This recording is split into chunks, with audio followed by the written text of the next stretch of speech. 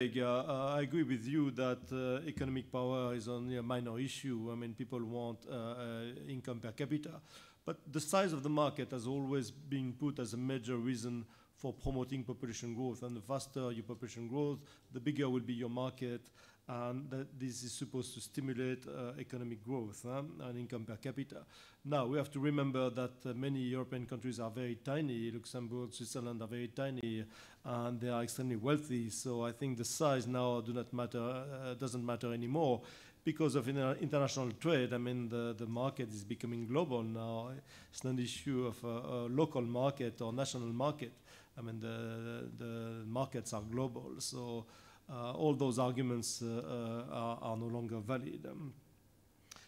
Can I go back to one of the questions that was raised, rather for Tim than for me, but on the woman education, I fully agree, but we don't do education for limiting family size. I mean, this is not the point.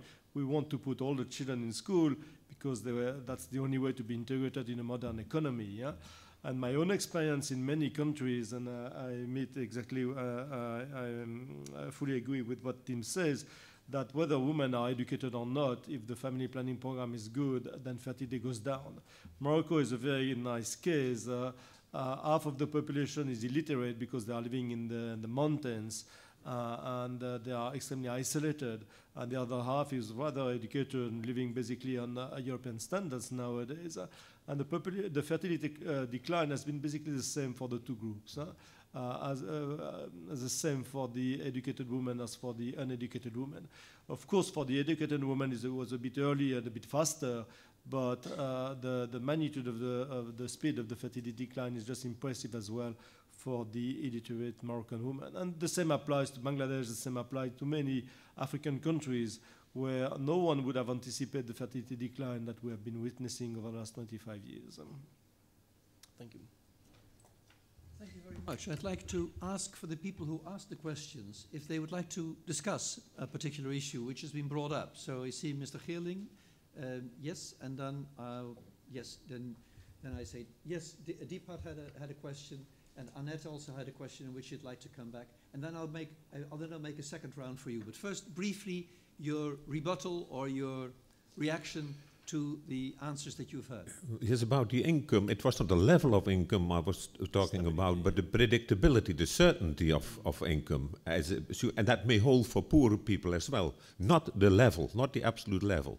It's the lack of certainty, and particularly, of course, for the female part of the population. Not the level, but the predictability, that people feel sure of where they are. Yeah, I think it's more than only food or income. It's a general problem of predictability. I mean, I agree with you in principle, but you know, over the last 50 years, when food supply has been far more predictable than ever before. I mean, the number of famines has been reduced to very, very few. And when there is a famine in one place, you get international aid. And the same for disease control. I mean, the vaccination, antibiotics, antimalarial drugs, everything became much more predictable. And I think this is why it explains that even in very poor countries where income has hardly increased, you still have a lot of success with family planning programs. Talking about Senegal, where I've been working for 10 years, there is no growth in income over the last 50 years. From 1950 to 2000, the income per capita has been stable, but fertility decline has been dramatic in urban areas, and it's starting now to be important as well in rural areas. And this is not only income level or income stability, it's a whole system which became far more stable, which makes people far more optimistic about the future. Yeah, just one point. I mean, clearly, mortality decline within the demographic transition leads to much greater security. And security simply in existence. And that is such a fundamental and massive increase in security. I mean, I think that is relevant, even though I'm simply talking in terms of prospects for living from one day to the next, if you like. But one other point, just to add on this, is that just in the way that fertility declines have occurred in populations with lower and lower levels of per capita income, of course, exactly the same thing has happened in respect of mortality decline as well. Deepak? So I have a question, and a very hypothetical question. Suppose India uses fossil fuel and achieve modern economic growth to an extent like European standard, and everybody in India owns a car and live the life like European or North American. What is going to happen?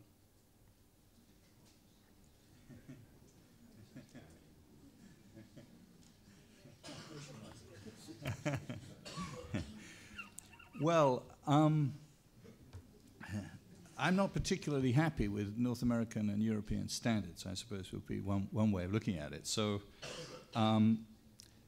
there is this, yeah, I'm going to come back. Can you give me a minute or two to think about that? No, I'm quite serious because I can't, it's, you know, we're moving from one subject to another very, very quickly. I want to come back. Okay. Annette was 3. Please, microphone for Annette. Yeah, actually, I can answer the question. Can I answer the question? Yeah. Yeah, I can answer the question. I mean, firstly, there is a major, obviously a huge problem with poverty in India. And although we've had very considerable economic growth, per capita income growth rates of 8–9% per year for a considerable period of time, this is done really not very much for a substantial section of the population, several hundred million people. And I think that problem, the size of the poverty in India is going to remain and become rather intractable if you ask my views, looking at over a time horizon of, say, 20 to 30 years. Although hopefully there will be some improvement. But when you look at levels of child malnutrition, undernutrition in India, very little change. And in as much as there has been change, it's not been because of higher food intake for infants and young children. It's been because of reduced infectious disease in the environment brought about by immunization programs. So there are really major problems there. But the reason why I hesitated was because you've got to get the phrases right. And the phrase, for me, if we're looking at this issue of carbon emissions and global warming, which I don't think basically people take seriously, but let's try and take it seriously, at least you and me now. In my view, the way to address the issue that you are raising is through the proposed mechanism of contraction and convergence. Okay, now this is the issue of global CO2 emissions. I believe that contraction and convergence is the way forward. And the way this system operates, I'm going to do this very, very crudely, but there is an agreement, okay, as to the level of per capita emissions that can be emitted in the future for stabilization, right, very, very crudely. And the idea is that those countries, such as India, that are below that level can rise to that level. It's an agreed global level.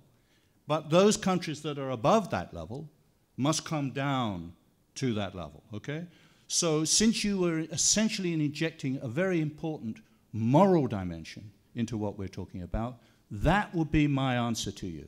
The system for CO2 emission, for the limitation of CO2 emissions, or at least the restriction of CO2 emissions, that is known as contraction and convergence, I think that has what we need. Annette. My question is in fact related to the issue Speak of... in the phone. My question is related to the issue of CO2 emissions.